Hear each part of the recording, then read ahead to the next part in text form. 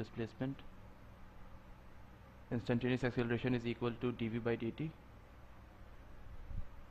and as we have already seen that v is equal to ds by dt, so a will be equal to d by dt of ds by dt,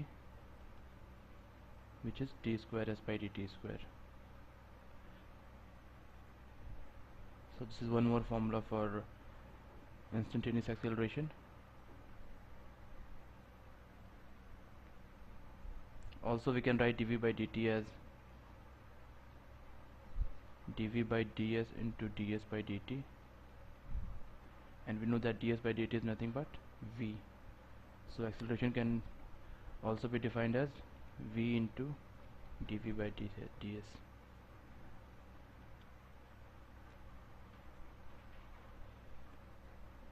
Now average acceleration was v final minus v initial by t, where v final is the final velocity, v initial is initial velocity, and t is the time interval. Now let's find out the various equations of motion. A complete description of the motion of particle can be obtained if the mathematical dependence of its position x at any given time t is known. That is, if we know the relationship x is equal to ft, then we can very well describe the complete motion of particle. So now let's find out the relationship between velocity and acceleration when acceleration is constant. We are assuming that we know the relationship x is equal to ft.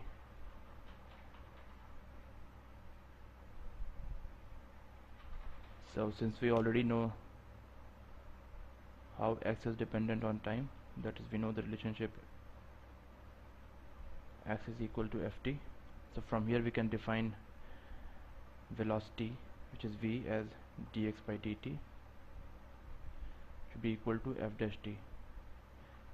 So now the time dependence of velocity is also known, and it is equal to f dash t. Now we know that acceleration is nothing but dv by dt, or we can write dv is equal to a dt.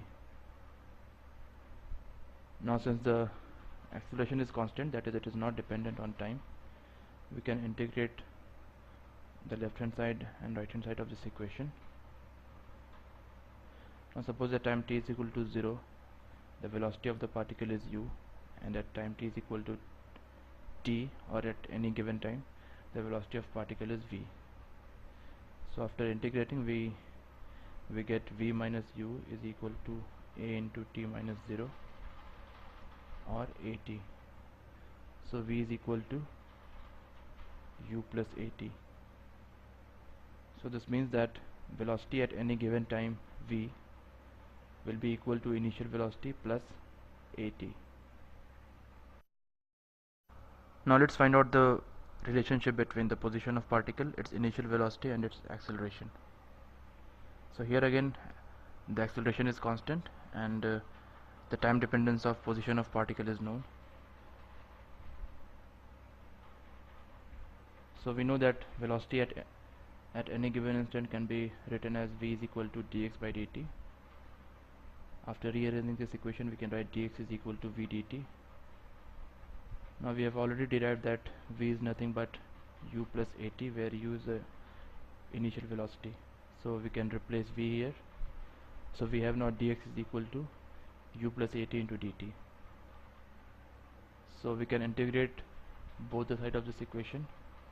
So suppose at time t is equal to 0, the position is x0, and at time t is equal to t, the position is x. So from here we can get x minus x0 is equal to ut plus half at square. Now we'll find out the relationship between acceleration, the initial velocity, the final velocity, and the position of particle. So as we know, the acceleration is given as a is equal to dv by dt, which we can write as dv by dx into dx by dt. Now dx by dt is nothing but v, that is velocity. So acceleration is v into dv by dx.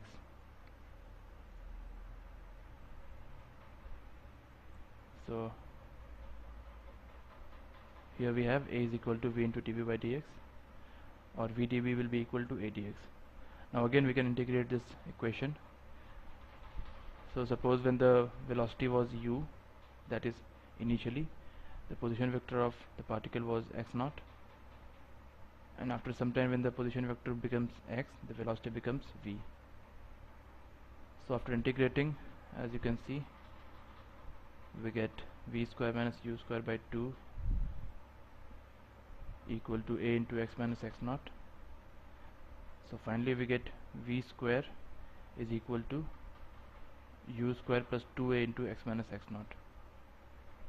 So replacing x minus x naught with s, we get v square is equal to u square plus 2as. Now we'll see how average velocity is related with initial and final velocity. So we know that average velocity is defined as s by t, where s is the distance traveled in time interval t. Now just now we have derived that s is nothing but ut plus half at square. So average velocity would be ut plus half at square by t. Now this can be written as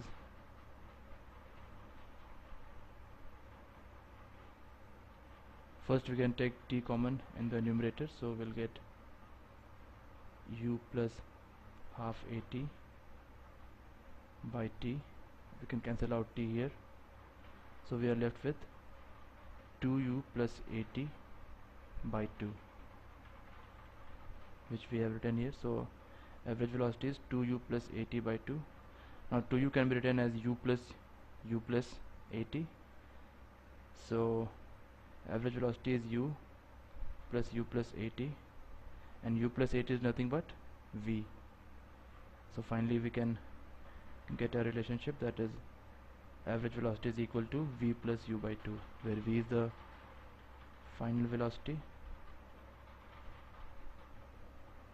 and u is the initial velocity.